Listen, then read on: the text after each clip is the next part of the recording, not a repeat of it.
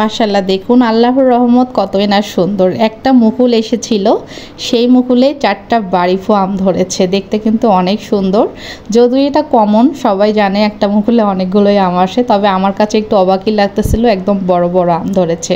Hello everyone, আসসালামু আলাইকুম। সবাই কেমন আছেন? আলহামদুলিল্লাহ আমরাও ভালো আছি। তো এই যে আমার দাদা শ্বশুর বাড়িতে কত সুন্দর ডালিম ধরেছে, আম ধরেছে। তো আম তো সব জায়গাতেই দেখা যায়, আম সব বাড়িতেই আছে, কিন্তু ডালিম কিন্তু এত সুন্দর সুন্দর কোথাও মানে ওইভাবে দেখা যায় না গ্রামে। এখানে আমি 2 বাড়িতে দেখলাম, এখানে 1 নম্বর আমার দাদা শ্বশুর বাড়িতে, পাশেও এক বাড়িতে দেখেছিলাম। তো যাই হোক, এই ডালিম দেখলে আমার একটা ছোটোবেলার কথা একদম অনেক মনে পড়ে যায়। আমার ছোটোবেলায় মার সঙ্গে মার নানার বাড়িতে যেতাম, তো ওখানে যে আমার মার একটা পিঙ্ক কালারের শাড়ি ছিল, অনেক সুন্দর। তো আমার ছোটো বোনের আমি শুধু মানে ডালিম দেখলেই চুরি করে করে খেতাম, আর মার একদম আঁচলের নিচে বসে খেতাম। তো মার আঁচল মানে শাড়ির আঁচল ডালিমের দাগ দিয়ে ভরে যেত। তো যাই হোক, ডালিমের গাছ দেখলে সেই কথাটা আমার অবশ্যই মনে পড়বে।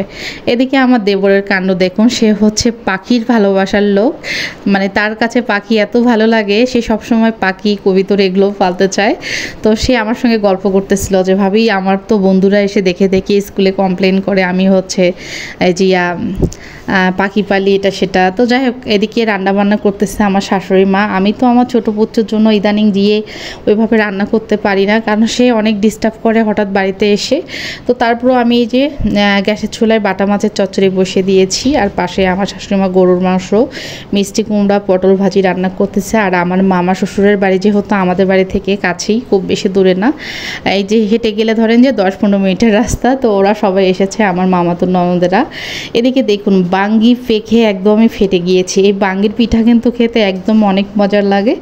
তো আমি হচ্ছে আর কি আমার শাশুড়িমা বলতেছে তোমার জন্যই আনলাম পাখা বাঙ্গি, খেয়ে নাও। তো আমি কিছুটা বাঙ্গি উঠিয়ে নিচ্ছিলাম, যদিও এতগুলো খাওয়া যাবে না, তো তারপরেও উঠিয়ে নিচ্ছি যে বাকি যারা আছে খাবে, আর যেটুকু পারি আমি খাবো। তো বাঙ্গি দিয়ে গুড় দিয়ে খেতে বেশি মজা লাগে।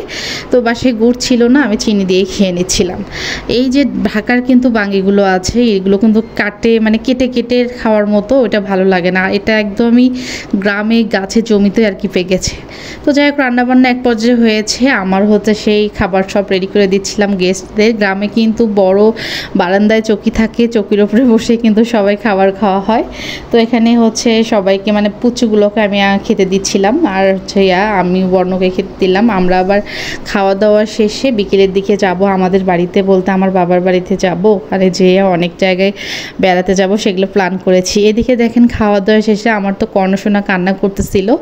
আমি আমার এক দাদা শ্বশুরের বাড়িতে আসলাম। তো দাদা শ্বশুরের নাতনি আমার হচ্ছে ও হলো ননদ।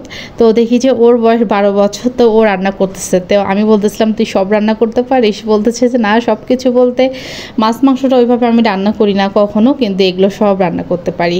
এদিকে দেখুন বস্তাতে আদা চাষ, তো এতদিন দেখেছি ইউটিউবে যে বস্তাতে আদা চাষ করে অনেকেই স্বাবলম্বী হয়েছে। তো এদিকে আমার সেই চাচা শ্বশুরও বস্তাতে আদা চাষ করতেছে। তো এটা দেখে অনেক ভালো লাগলো। তো যাই হোক, তাই ভাবলাম যে আপনাদের সঙ্গে একটু শেয়ার করি।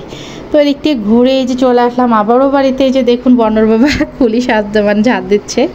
তো গাছের আম প্রায় শেষ হয়েছে, টুকটুক করে শুধু সারাদিন পরে। তো সেই আমগুলো কুড়িয়ে আর কি হচ্ছে টিনের চালাতে চলেছে আমার দেবর। ও হচ্ছে মানে উপর থেকে আম দিচ্ছিল, তো বাইকটাতে পাতা পড়েছে জন্য বর্ণর বাবা আর কি ঝাঁত দিল। তো যাই হোক, সারাদিন ওখানে কাটিয়ে আমরা বিকেলের দিকে চলে আসলাম আমাদের বাড়ি এসে আমার আপুর বাসায় চলে আসলাম। আমার আপু এখানে বাসা করেছে প্রায় 5-6 বছর হবে, কিন্তু বাসাতে কিন্তু এখনও উঠিনি। সব কিছু কমপ্লিট বলতে হচ্ছে শুধু টাইলস করা বাকি আছে, আর এগুলো সব প্লাস্টার করে ওরা বাসায় আসবে। তো যেহেতু ঢাকায় থাকে, এই যে বাড়িতে ওইভাবে কেউ এখনও আসেনি। বাড়ির আগিনায় যে দেখুন ঘাসটা একদম জঙ্গল হয়ে গেছে। তো এখানে সব কিছুই ব্যবস্থা কিন্তু আছে, শুধু প্লাস্টার করলে আর হচ্ছে করলে আসবে, কারেন্ট আছে, পানি টানি সব কিছু। তো বিকেলে আমরা ঘুরে টুরে আপুর ছাদে বসে এই যে সবাই মিলে ঝালমুড়ি মাখা খেয়ে একদমই রাত লেগে গেছে। সন্ধ্যায় যে দেখুন চাঁদ উঠেছে। তো তারপর আমরা সবাই বাড়ি চলে যাব। সবাই ভালো থাকেন, আল্লাহ হাফেজ।